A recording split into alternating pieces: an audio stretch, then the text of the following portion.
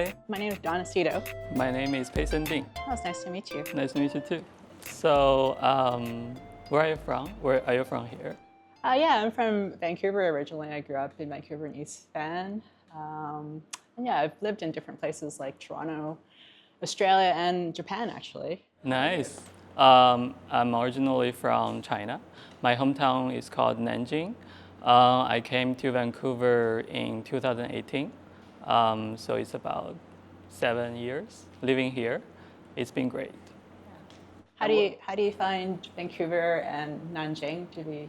It's quite different, but I also find similarities because there are a lot of Chinese people and restaurants here. For example, many of my Chinese friends, they are living in Richmond.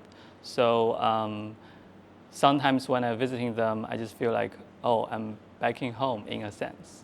But yeah, it's been great. And how you feel about living in different cities you just mentioned? Yeah, I mean, it's great because a lot of the places I lived in are quite diverse. Like Toronto is quite diverse in itself. I find it's almost more diverse than Vancouver. I lived in Canberra in Australia, which was a lot smaller, but there were a small population of international students and government officials, and so it was kind of a mixture of different people. So, but Vancouver is my home. My parents and my family are here, so that's why I'm back here. Nice. I've never been to Australia. Yeah, it's worth going. It's a nice place. It's kind of similar to Canada, except a lot more dry. But yeah, like it's similar kind of history. Nice. So I have to admit that I'm actually not a trained artist. I wanted to be an artist when I was in high school, but both my parents were immigrants and they worked really hard jobs, and I found I didn't get a chance to really pursue that pursuit because I needed to find a real job.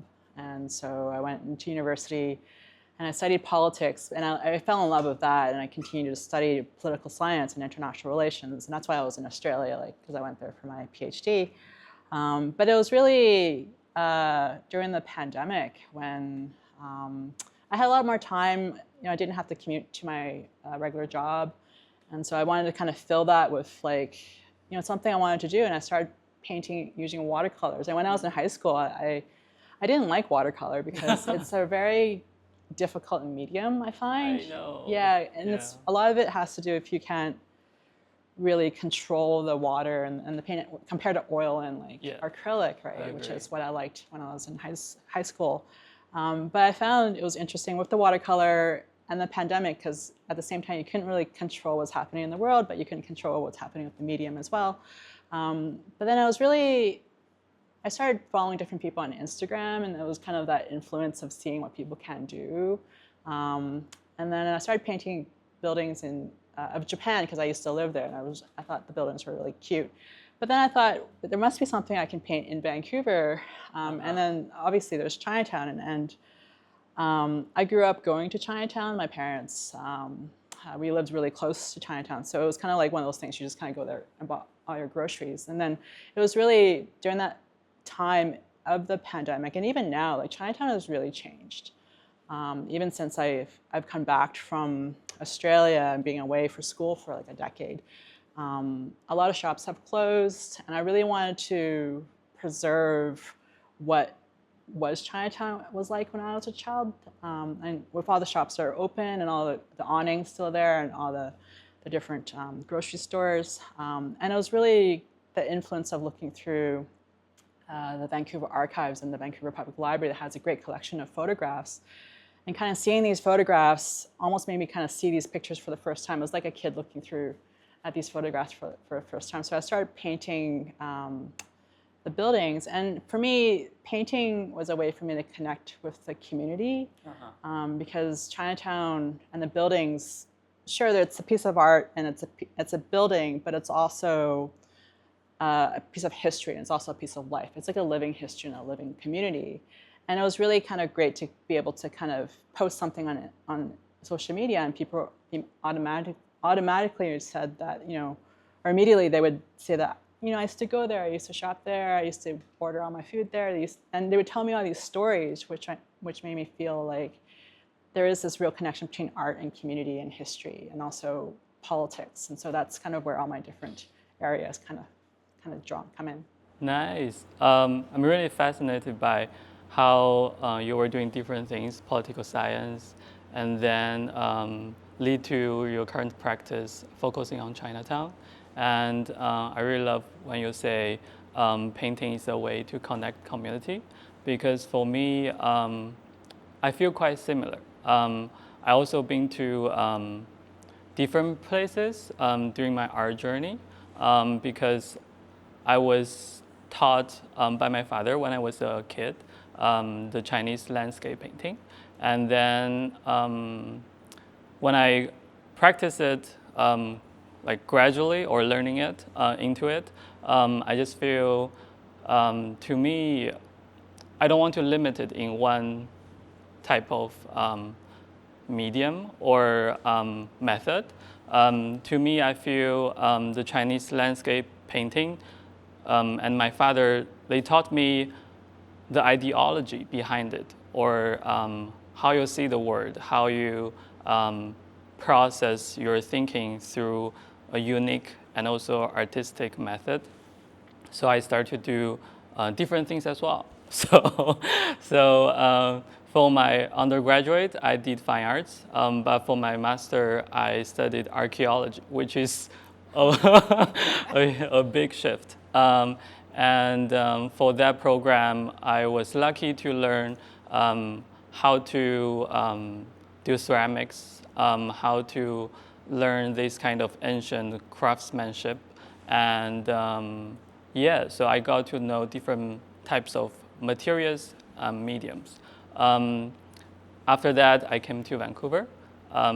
So here I've been just doing community artworks and also teaching art at different places. I really want to, how do you say? I used to live in Gastown, which is just next to Chinatown. So I've been to Chinatown a lot. Like when you mentioned like during COVID, like the pandemic, you go there for shopping groceries or doing things there. I was quite doing the same thing. And I also took my partners to there to get to know Chinatown. But it's different. Like it's different from where I come from. It's different from China. And but I think the beauty of art is when you're doing something like sourced from your cultural roots, you can show people how Chinese can be. Or when I'm doing art, maybe I'm not doing traditional Chinese painting, but the way when I'm doing painting or the way when I'm doing multimedia art installations or other things, you can see there's still something cultural like influences there. So I think that also can bring us into a community, help us to connect with people who are also Chinese or part of Chinese, to be together or to show care through our practice. Yes. It's interesting you say that too, because like, I guess growing up, I never really felt like I was Chinese at all. Because I grew up, and during that time, like there weren't, especially kind of in central Vancouver, like and the community that I grew up, like there weren't too many kids that were of Chinese background or who were born in Canada. They kind of had like a lot of people who came here eventually, and again, because I studied history and politics and English literature, like I never got to really see people who were like me in history because Canada didn't really focus on that, and so I kind of, and also on television, like I never used to, growing up, the cartoons and like the shows. I never saw people who looked like me. There might have been like one or two. And so it was interesting kind of doing this project and kind of connecting with culture. Like I felt like even in painting Chinatown, I actually learned a lot about my heritage. Like I didn't really know like certain foods and like what they were like. I don't know how to read like Chinese or anything. So it became kind of a way for me to kind of learn different things about the language and like my culture and where people came from. And it's interesting that it wasn't until kind of coming home and like kind of visiting like this place that was part of my roots that I started to learn more about my culture. And it kind of made me feel more proud of it, because growing up I didn't really feel proud about being Chinese Canadian or Chinese. And so it is that connection with that community that's important. Yeah. Do you mind sharing more about your current project about Chinatown? Oh, so I recently published a book called Chinatown, Vancouver, An Illustrated History, and it really combines all these different facets of my identity, right? Like, so it includes 70 different building illustrations, and they're done in watercolor and ink, and it kind of portrays the different buildings in Chinatown. So really just kind of that 9-block kind of section of Chinatown. So it doesn't really go beyond Gore Avenue or beyond the Millennium Gate or past Hastings, really.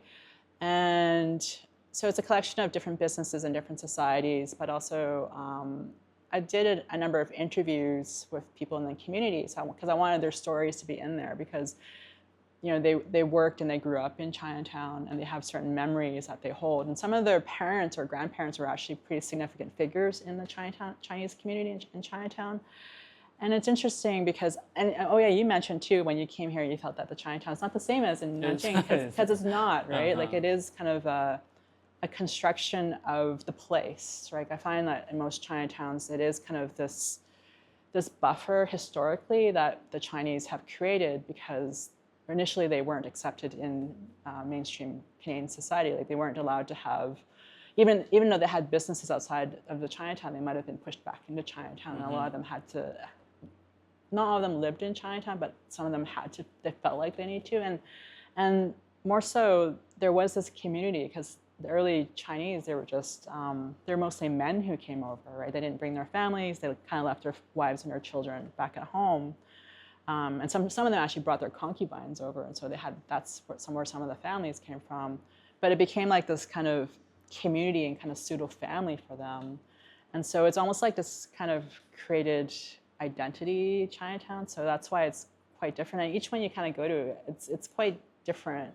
And I was in San Francisco recently, and I loved that Chinatown because unlike ours, I think the language and the smells and the cultures kind of dissolved. Whereas when I was in San Francisco recently, I started following these ladies who spoke Toisan around, because they were like, it reminded me of the old Chinatown, and also like the language that my parents speak, right? And so you can still hear and smell and feel those things like in a vibrant Chinatown like San Francisco. And so that's my project. And it is quite a comprehensive history of Chinatown in Vancouver, but also its connections with different historical elements in Canadian history. And it does draw a bit from, obviously, there's a push-pull process, right? So the reasons why early Chinese came to Canada and the things that were going on in southern China and those connections. But it does talk a lot about the systems that were in place in Canada and the US that kind of restricted what the Chinese can do. For example, a number of the people I put in the book, they were educated at UBC in engineering and law, but they weren't allowed to practice it because these associations didn't allow you to be a lawyer or an architect or an engineer, right? And that changed after the Second World War when people started to become a bit more accepting of the Chinese, but for a long time it wasn't very welcoming. Wow, I just feel like I'm learning something from you. And I feel like I totally agree with you. Chinatown in different cities, they do feel different. And then I was really interested by you saying like the scent, the language, things you hear in different Chinatowns or different things they sell. I just feel like I haven't noticed that. But when you just said it, I just feel like, yes, those come to my memory. Like the scent is different. When I go to Chinatown in Vancouver, I can smell the fishy scent. But when I was in the Chinatown back in Manchester, I could smell the closet, the woody scent. So they are different. And I think the way you're mentioning these things, it's really, to me, I mean, it's really artistic. Like I love to think about places in different senses or dimensions. And I think that can help me to think more about how I do my own practice. How can I enrich my practice? I was also interested in how you say, like at the beginning of our conversation, you were saying you're struggling or don't like the feeling of out of control. And then you were mentioning watercolor is a difficult medium. I totally agree because I'm not used to do watercolor either. For me, it's a way of thinking, feeling, and knowing. So I've done a lot of things with art. I see it as my kind of partner. I grow with it, and then I feel it helped me to know more about myself, and also connects me with other group of communities. To an outsider, to someone who's non-Chinese, growing up in Canada, it was almost like that they see you and they're like, you're Chinese, you speak Chinese. And so I think now we're seeing more people who would say more specific things like, oh, do you speak Mandarin or do you speak Cantonese? And now recently I would say that, well, I understand Cantonese and Toisanese, right? And it's because, I'm trying to embrace a language that's oral, right? That could disappear because Cantonese is disappearing, right? And so for me, like growing up, I've always kind of felt a bit odd, like the outsider, being Chinese. Like my surname, which is Seto, isn't a common Chinese last name, and my whole life, everyone's always thought I was Japanese, right? And so, as I think about it, like it wasn't really until I started this Chinatown project and really kind of claiming that, well, this is my heritage, that people actually don't question that anymore because it's more out in the open that, I am Chinese background. But for the longest time, even people from China or people, my friends who are people who are of Chinese heritage, they've always assumed that I was like Japanese background. Some of them may say, are you Japanese or are you Korean? Maybe some people have this kind of stereotypical image of how a Chinese might look like, or how a Japanese or Chinese might look like, or people, like the people you met may assume your last name is Japanese, and then they don't think you have this kind of Chinese cultural inheritance. I hate to have this kind of stereotypical thinking about people. I guess having grown up in Canada, like when people ask me where I'm from, it's almost like this trigger for me, and it becomes traumatizing because it's kind of like, well, because there's always like another question. It's like, well, I'm actually from here. I'm from Vancouver, and they're like, yeah, but really, where are you from, right? And it's almost kind of like annoying. I'm like, you mean where my parents are from or my grandparents are from? Because I've never really been there. I've only been in Vancouver. Like, and there's always this secondary question. And me and my friend were talking about it actually yesterday. And she's Korean Canadian, and she again also grew up here in Vancouver. So we're quite similar in that way. And she was talking about all these microaggressions that she's experiencing at work, right? And she, again, like me, like probably being a woman and kind of being in a male field too, like we don't know how to react in ways that could peg us as being irrational, right? And especially like being a professional, we're kind of like a little bit of a distance. But I like what you've said, that you kind of really turn it on them, and it's just kind of like can you? It almost kind of makes them feel like, well, why are you asking this question? Like, and especially being in Canada, where like all of us are immigrants except for the Indigenous, right? Like, yeah. And so it's just recognition of like, why are some people seen as more like, not being Canadian or compared to other people. So it's an interesting, I like your approach. Yeah, I do that. And it's interesting too, because there's not a huge population of Chinese who were actually born here. And a lot of it had to do with like the repercussions of our immigration system, right? Like, the big chunk of people didn't really come until the 1970s, because most of it was men, and then they sponsored the families throughout the 50s and 60s and the early 70s. And people didn't really settle until the 1970s and the 1980s, and that's kind of when I was born. And so we still have this kind of group of people who are still trying to find their own identities within this Canadian landscape. And so now we're, it's still, you still feel like you're excluded in many ways. And then you also get a bigger group of people who have very diverse Chinese from all different places, right? And so, and they still have, and the great thing about the newer Chinese is that they still have the connections with their roots. And so you have a lot of my friends who are from Taiwan, and they're Canadian. They have citizenships in both countries, right? And so they kind of flip back and forth. And then obviously in China you can't have dual citizenship, and so, but still there's this connection. They still go visit their families in China, and so I feel like I've never really had that real connection with being Chinese, so I don't really know what that is, right? And feeling that exclusion kind of makes you want to carve out your own identity in some ways, right? And you kind of feel like this kind of odd person. And yeah, I think it is a lot of those different things. Like, for example, I'm a woman. My background is in political science. It's traditionally a male field.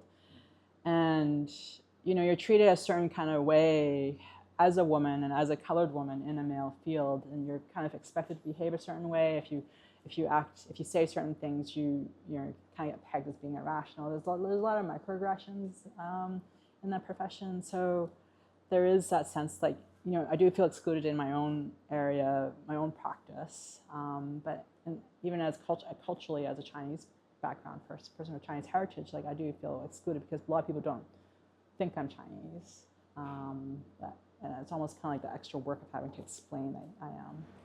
It must be hard hearing about those microaggressions. It is, yeah. Yeah, but I was also loving, like, the way you say, like, you wanted to carving out a new self, like a different identity or unique identity just for yourself, which really touches me because, like, sometimes I feel I'm being excluded by the Chinese group. And sometimes I also feel I don't really blend into the locals here because I'm a queer immigrant. So I just feel like in 2024, the Chinese Lunar New Year parade wasn't including a group that wanted to promote LGBTQ plus thing. And they got accepted at the end, but I guess that's because of the social media exposure and exposure and pressure. Sorry, and I feel like sometimes I cannot truly be myself in front of certain Chinese people, even like. In that parade, my partner was next to me, and then I wasn't holding his hand because I feel like I should act more straight. And I feel, also back in China, I'm in the closet. I'm not out to my family, and I feel like sometimes I feel lucky I live in two languages because my family don't speak English, so I feel they won't know this part of me. But sometimes I feel sad because I cannot be true to myself or true to my family in front of them. So somehow I feel excluded in that sense to be a Chinese. But here I feel like I didn't grow up here. So when I meet people from Vancouver, I really want to connect, but sometimes I just cannot because we didn't watch the same TV show. We don't enjoy the same types of food. So I don't know, naturally, or I don't know what happened. Most of my friends are not from here. Most of my friends are from different other parts of the world.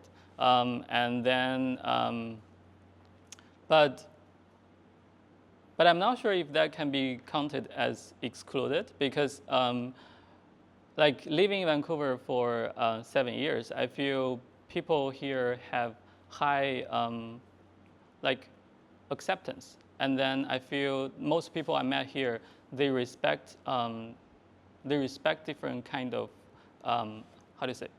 Like, I feel respected and included, because we have diverse communities here, and then we have the rights to do different things. So I might hold on that, but just for the particular part of being a Chinese, sometimes I feel excluded when being a queer person. Yeah, like, I mean, coming back to the language part, like, I totally get it. Like, a lot of my friends, even growing up, like, they're Chinese Canadian, and they didn't feel that they can tell their parents. Like, even my really good friend I went to high school with, his father recently passed away. And his father, so my friend was born here, and his father's been here since, I think he came in the 50s or 60s. And so he recently passed away, and I asked him, like, did you ever tell your father? He's like, he never told his father that, you know, he's gay. And I feel like that's a lot of that common experience of a lot of Chinese, even Canadians, like, they didn't, because a lot of the parents are quite conservative. Well, it was really nice talking to you, and I learned a lot from you. So a big thanks to you, and then I hope we could keep in touch in the future. Yeah.